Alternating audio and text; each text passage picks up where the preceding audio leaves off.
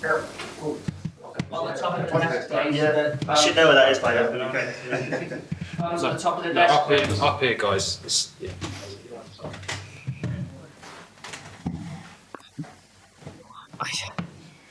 Hi everyone.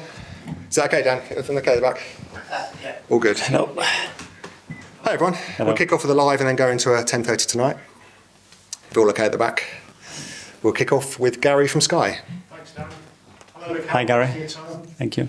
I'm afraid injury news to start with the score I need to ask about. Thomas Partey. Am I doing one at a time or together? You can do it together. Thomas Partey, Mikel Arteta, who obviously missed the game, and Ricardo and Gabriel, who came off. Yeah. So we're going to have a meeting this afternoon. Obviously, we have done a training session. We have monitor and keep a few away from certain activities. And after that meeting, I would decide which one is fit and available and who starts. Because Gabriel's been on social media saying to the fans, "See you Wednesday." I know they all want to play. Yes. But we don't want to read too much. No.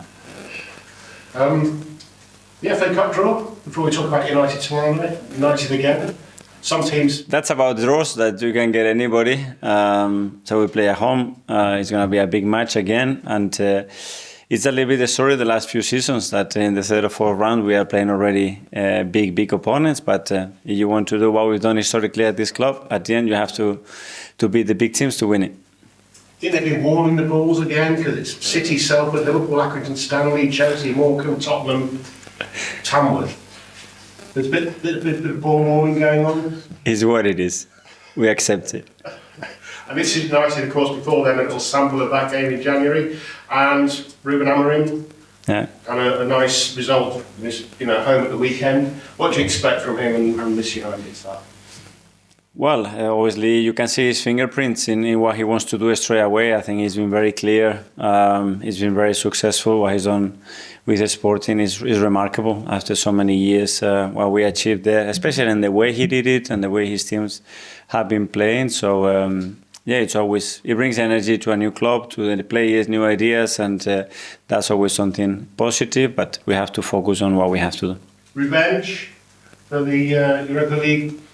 No revenge. In football, it's about another opportunity, and whether you have beat them or lose against any opponent at the end is another game. It's going to be very different to the past. We learned that. We played against the Sporting a few days ago, and it was very different to last 2 years ago, and that has no meaning.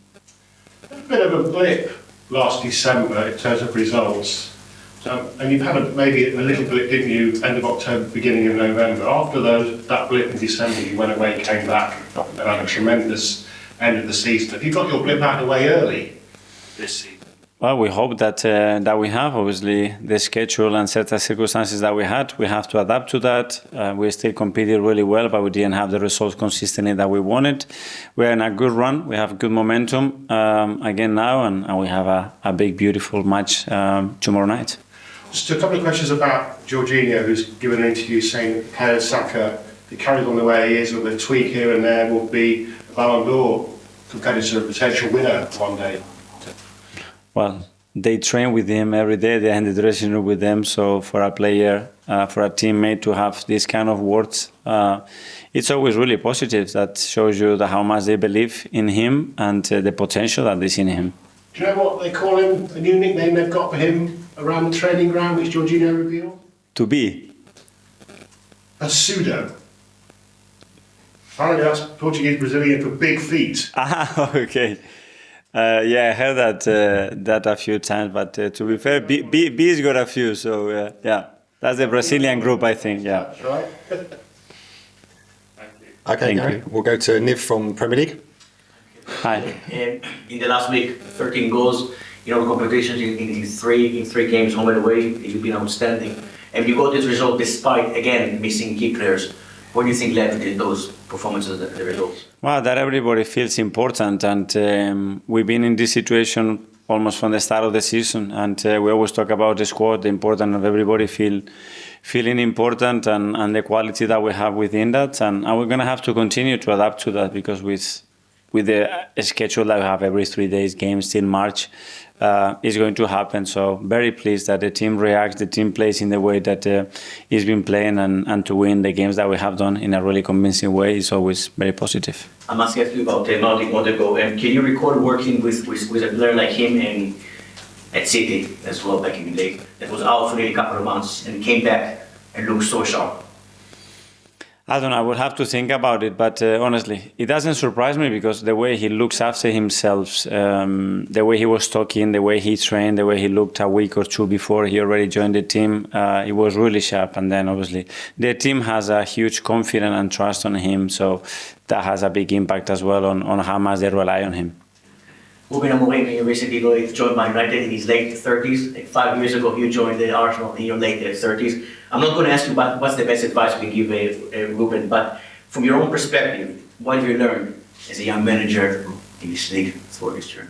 How unpredictable this job is, because I jump into a new job in the middle of the season in very special circumstances, socially, especially at the football club.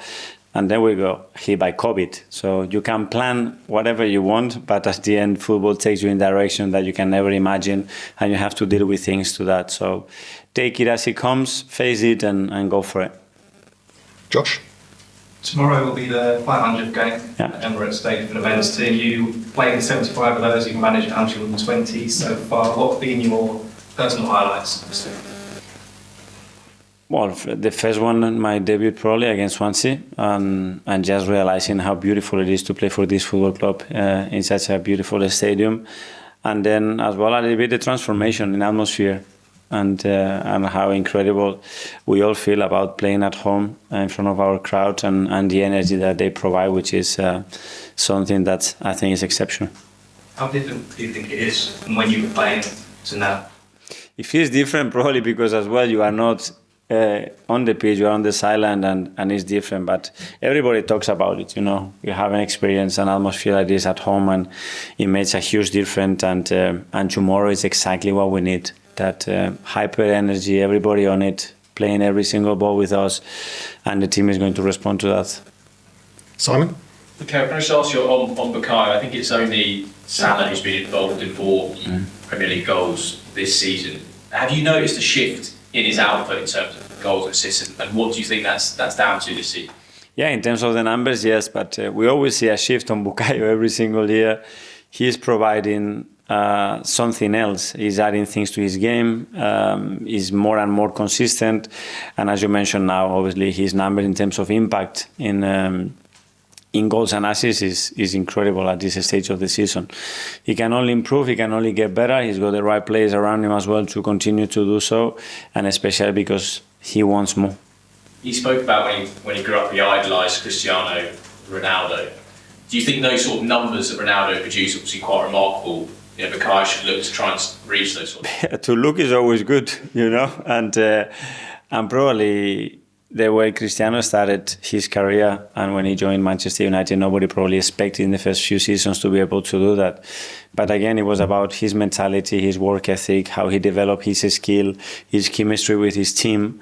And yeah, to play in a team that has the capacity as well to be dominant is very, very important. So I think B has got that context and is aiming for that. I think it's a positive thing.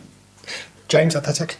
Hi, Mikel. Hi. I just want to ask you about Jorginho, because in the first part of the season, it felt like he didn't have that many opportunities in the Premier League anyway. But he's come in the last few games, played against Forest and West Ham, made a really important contribution. How impressed have you been with his ability to step in and make a difference? That's his quality. I think I always mention that his biggest quality is the capacity that he has to make the others better. And last season it was the same. At the start there are less games, you don't play that many midweeks, and he had less time to play. I always told him, be ready because it's going to come the time that we need it, and it's not going to be any... In 1 week you're going to play. It's going to be you have to play now or you're going to play tomorrow. And the way he prepares his top, so when he needs to play, he's always ready.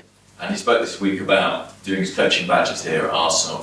When you see him on the touchline, sometimes it feels like you've got an additional member of staff. Is that his role with the group? That was my feeling when he was already at Napoli. And the first time I scouted him to say, there's a coach here for sure. And yeah, he's got that will. He's been doing the courses now for a period of time with all the players as well, and I'm sure he will prepare and he will be very good. James, ESPN. Hi, Kevin. You mentioned earlier about the transformation of the atmosphere in the Emirates. You said back in January though you felt you could make it even more hostile. Do you feel you've done that in the course of this year? Yeah, in certain moments, yeah. But there is still a lot of things that we can do, and we can still improve, and we can do it we as a team as well. You know, to promote that and how we connect with them. It's a lot of things, and we're always discussing about that.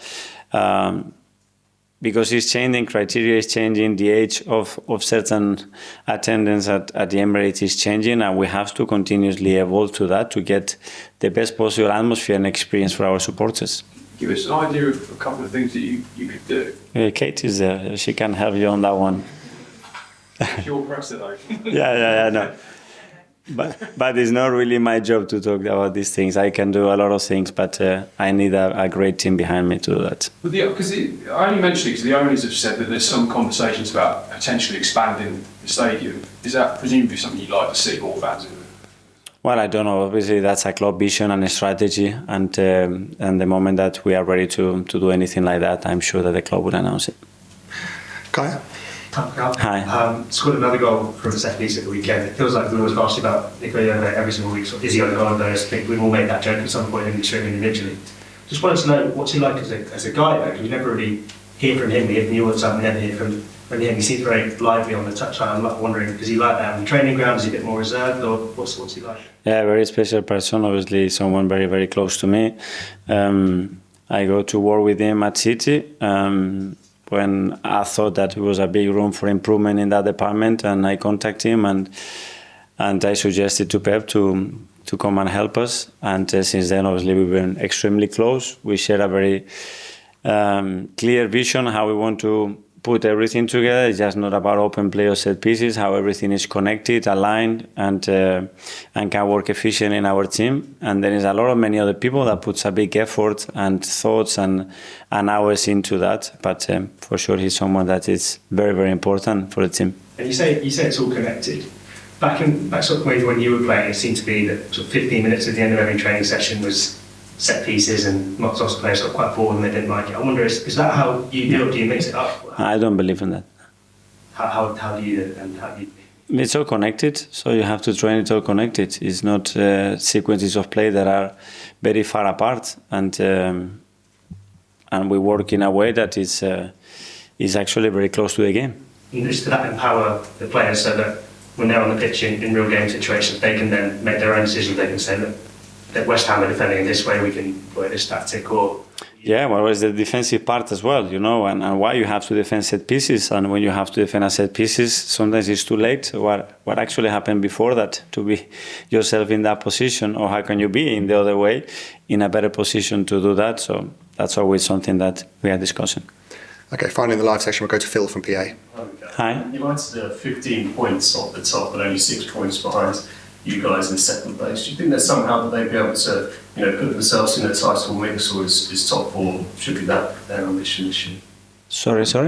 United, do you think that they can somehow you title mix, or do you think top 4 should be their ambition? I don't know. We're still very early in the season. I mean, any team that is got the capacity to put 5-6 wins in a row is going to be up there, because it's so tough, and you see every week how all the teams are struggling to maintain winning. So I think anything is possible. And in terms of City, obviously they lost again on Sunday. Is this the most vulnerable you've seen since you've been in charge here? Again, if there is a team that has the capacity to turn this around and start to win, don't rule them out, because you know how much quality and the coach that they have. Okay, that.